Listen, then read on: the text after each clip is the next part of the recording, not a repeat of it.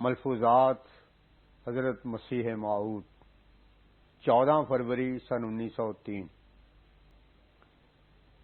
عرض کیا گیا کیا یہ ضروری ہے کہ ہر صدی پر مجدد ہونا چاہیے؟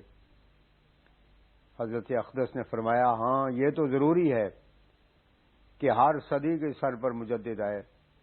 بعض لوگ اس بات کو سن کر پھر یہ اعتراض کرتے ہیں کہ جب کہ ہر صدی پر مجدد آتا ہے تو پھر 13 صدیوں کے مجددوں کے نام بتاؤ۔ میں اس کا پہلا جواب یہ دیتا ہوں کہ ان مجددوں کے نام بتانا میرا کام نہیں، یہ سوال حضرت صلی اللہ علیہ وسلم سے کرو جنہوں نے فرمایا ہے کہ ہر صدی پر مجدد آتا ہے۔ اس حدیث کو تمام اکابر نے تسلیم کر لیا ہے۔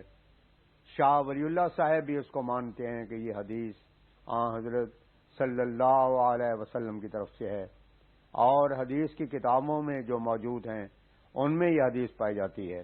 کسی نے کبھی اس کو پھینک نہ دیا اور نہ کہا کہ یہ حدیث نکال دینی چاہیے۔ جبکہ یہ بات ہے تو پھر مجھ سے فہرست کیوں مانگی جاتی ہے؟ میرا یہ مذہب ہے کہ عدم علم سے عدم شے لازم نہیں آتا۔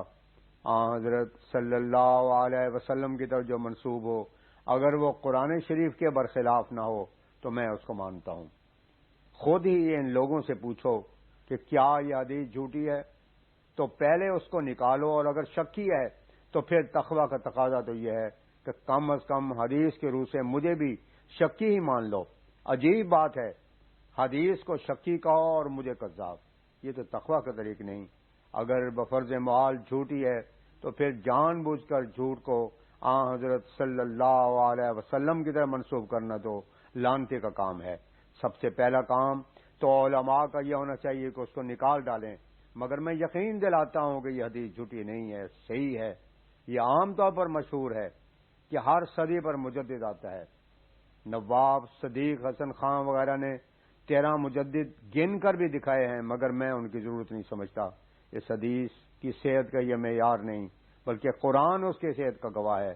یہ حدیث انا نحن نزلنا ذکر و انا لہ لحافظون کی شرح ہے۔ صدی ایک عام آدمی کی عمر ہوتی ہے، اس لیے حضرت صلی اللہ علیہ وسلم نے ایک حدیث میں فرمایا کہ 100 سال بعد کوئی نہ رہے گا۔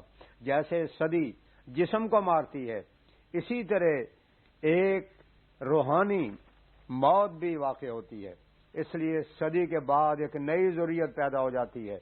جیسے اناج کے کھیت اب دیکھتے ہیں کہ ہرے بھرے ہیں، ایک وقت میں بالکل خشک ہوں گے پھر نئے سرے سے پیدا ہو جائیں گے۔ اس طرح پر ایک سلسلہ جاری رہتا ہے۔ پہلے اکابر 100 سال کے اندر فوت ہو جاتے ہیں، اس لیے خدا تعالیٰ ہر صدی پر نیا انتظام کر دیتا ہے جیسے رزق کا سامان کرتا ہے۔ پس قرآن کے حمایت کے ساتھ یہ حدیث تواتر کا حکم رکھتی ہے۔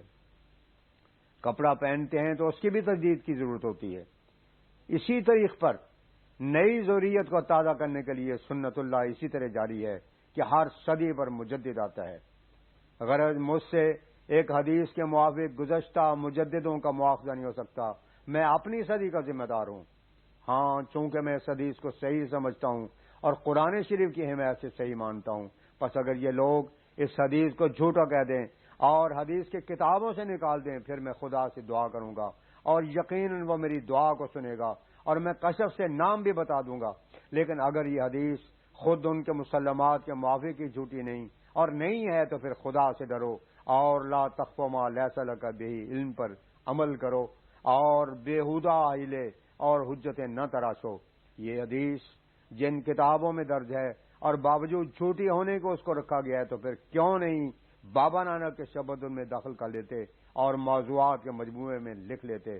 بس کسی صورت میں یہ مواخذہ مجھ سے نہیں ہو سکتا۔ ہزاروں اولیاء گزر چکے ہیں تو کیا مجھے لازم ہے کہ میں ان کی بھی فہرست دوں؟